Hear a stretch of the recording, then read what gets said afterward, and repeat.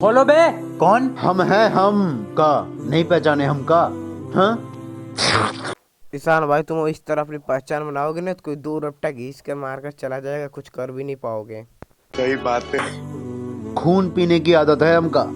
John कर्ज लिए हो ना, वापस लेने आए हैं। दे देंगे। अबे तुम का दे दोगे बे?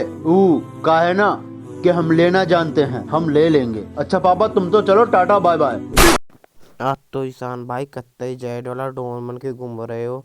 जब बोला उसने दे देगा, फिर कहाँ है कि दिया। आओ हमारे लिए पानी लेकर आओ। आज कितनी बार बोल जान ली है आपने? कितनी बार बोल चुकी हूँ, ये ब्याज खाना बंद कर दीजिए। जब देखो ही मत करो वो मत। हाँ? ई भाई तुम्हें खून पीने की आदत ना, तो खून पियो। अब क्या हो गया?